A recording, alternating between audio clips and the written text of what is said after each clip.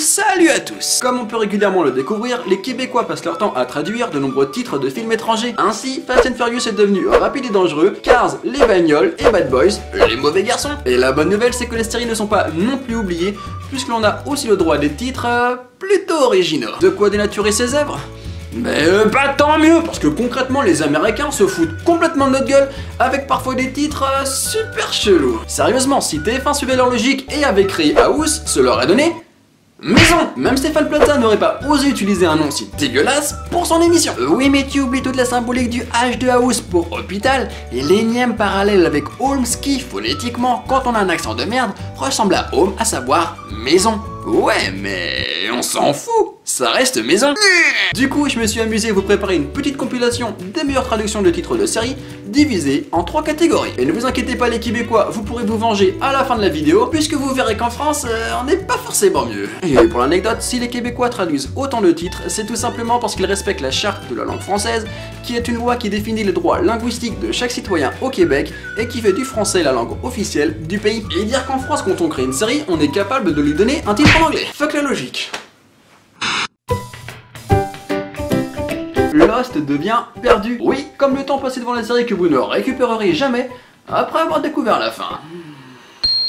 Prison Break est devenue la grande évasion, mais pas aussi grande que nos déceptions en découvrant la saison 2. Ni la 3, ni la 4.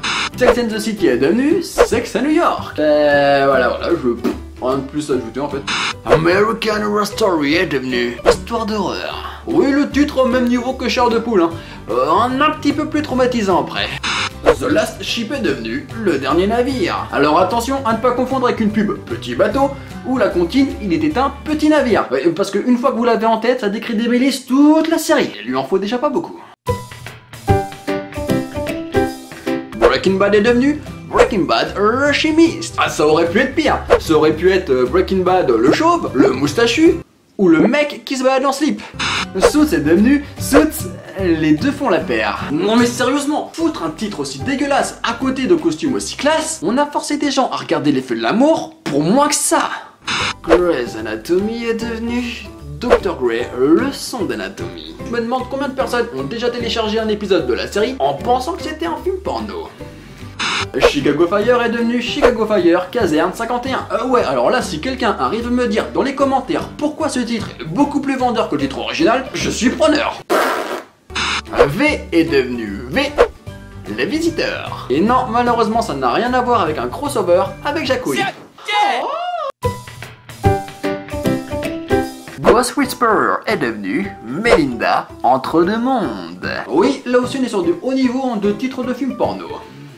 Star Trek est devenu La Patrouille du Cosmos. Réussir à trouver un titre encore plus kitsch que le pyjama des personnages, je dis bravo, du très grand art.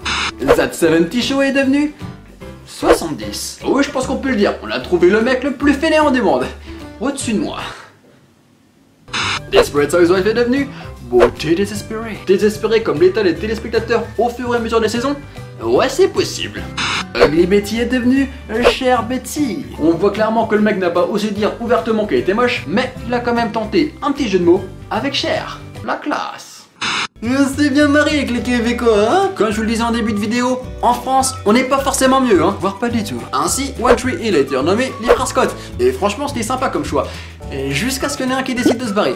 Plus aucun sens. Et c'est pareil, voire pire pour Two and a Half Men, puisque là où la version américaine avait une construction sympa avec les 3 personnages, la version française alias Mon Oncle Charlie est devenue impossible à assumer avec le départ de Charlie. Et pour finir, il y a How I Met Your Mother qui est devenu Comment je l'ai rencontré. Soit la personne qui a trouvé le titre pensait que le suspense allait forcer les gens à zapper sur la série, soit il pensait que Ted racontait l'histoire de la chèvre. Et dans ce cas-là, c'est super inquiétant. Et toi, c'est quoi les traductions qui t'ont marqué ?